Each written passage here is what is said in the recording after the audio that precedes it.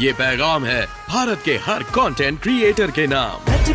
जय भीम बड़ा सीधा हंसी Jai Bhim Jai Bhim app available on the play store and Apple app store now.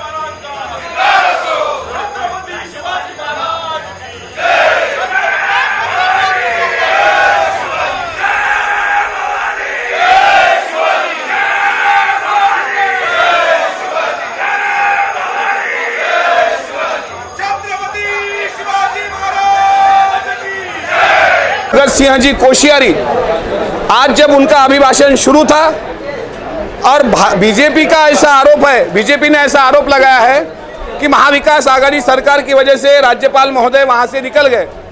जब पहला पॉइंट पे वो बोल रहे थे, पहला मुद्दा बोल रहे थे, तो हमने छत्रपति शिवाजी महाराज का जय जयकार किया था।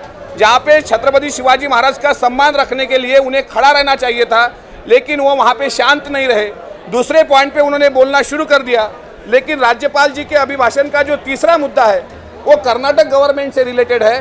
पिछले कुछ महीनों में जो कर्नाटक गवर्नमेंट में भाजपा की जहाँ सरकार है कर्नाटक में, वहाँ बेंगलोर में छत्रपति शिवाजी महाराज का जो अपमान हुआ, जहाँ शाही फेंकी गई, वो जो मसला है और वो जो पॉइंट है, उस पर भारतीय जनता पार्टी को हमने सवाल पूछा था और बीजेपी को ये पता था।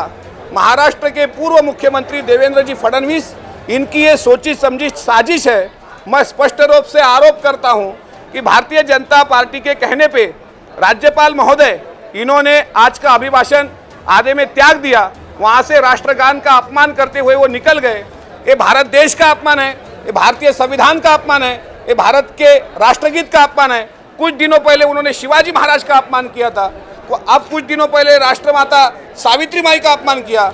नैतिकता अगर उनमें होगी तो वो अपने पद का राजीनामा सौंपेंगे। अगर नैतिकता नहीं होगी, भाजपा से और आरएसएस से हम नैतिकता की गुंजाइश ही नहीं कर सकते। अगर उनमें नैतिकता होगी तो उन्होंने तुरंत राजीनामा देनी चाहिए। अगर नैतिकता नहीं होगी तो भाजपा की कठपुतली बनकर राज्यपाल महोदय ना रहे। हम महाविकास आघाड़ी सरकार उन्हें राजीनामा जरूर मांगेंगे और आने वाले जो दिन है अर्थसंकल्पीय अधिवेशन के, बजट अधिवेशन के, हम हर एक दिन भारतीय जनता पार्टी को मुंह तोड़ जवाब देंगे। आज उन्होंने ये जो बवाल खड़ा किया, इसके पीछे भारतीय जनता पार्टी की सोची समझी साजिश थी।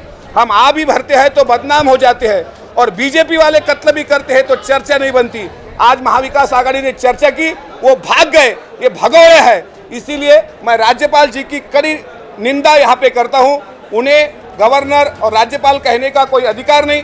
अगर थोड़ी भी समझ उनमें होगी और थोड़ी लज्जा अगर बाकी होगी, वो तुरंत राज्यपाल अपने पद का राजीनामा सौंपे और छत्रपति शिवाजी महाराज के अपमान के बदले महाराष्ट्र से वो माफी मांगे। यही हम चाहते हैं और पूरा अधिवेशन इसी पे होगा। यही बात कहने के लिए मैं आया हूँ। ये महाराष्ट्र को उन्होंने थप्पड़ मारी है, इस देश का अपमान किया है।